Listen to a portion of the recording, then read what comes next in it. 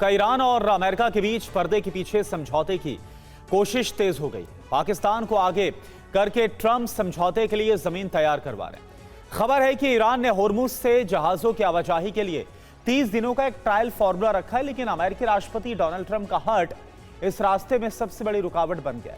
Trump एक तरफ ईरानी नेताओं को चालाक वार्ताकार बता रहे हैं और होर्मुज पर अमेरिका के पूरे नियंत्रण का दावा कर रहे हैं, वहीं दूसरी ओर युद्ध के खतरे से सहमी अमेरिकी जनता के बीच डोनाल्ड ट्रंप की अप्रूवल रेटिंग गिरकर ऐतिहासिक रूप से सिर्फ 33% रह गई। तो क्या गिनती जो लगातार हम देख रहे हैं कि जिस तरह से रेटिंग्स में कमी आ रही है, इसके दबाव में ट्रंप ईरान से समझौता करने पर मजबूर हो जाएंगे?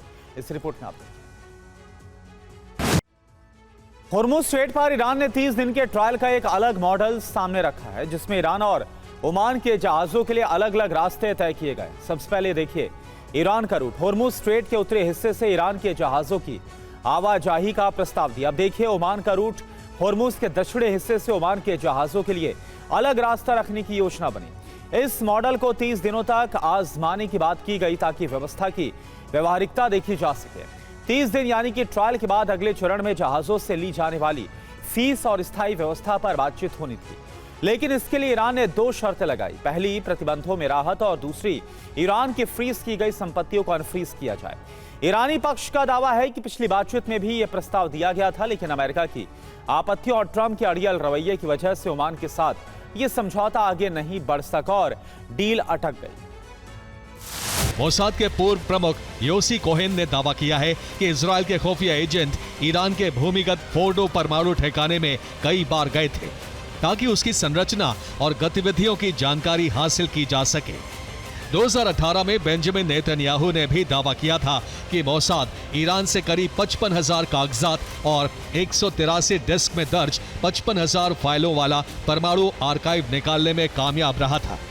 22 जून 2025 को अमेरिका ने फोर्डो, नतांज और इस्फहान को निशाना बनाया था।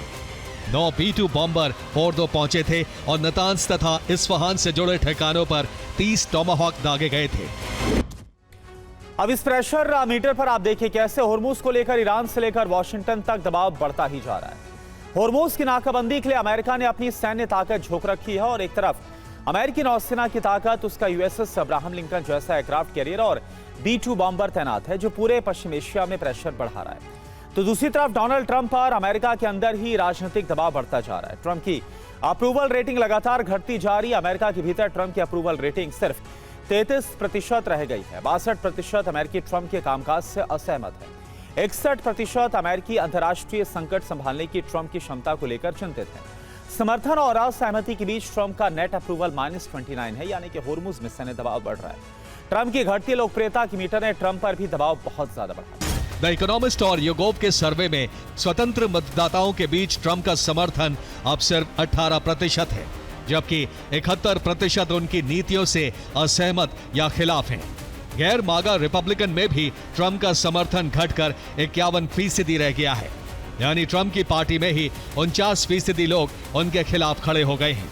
इनमें से 47% तो ट्रंप की नीतियों से पूरी तरह असहमत हैं।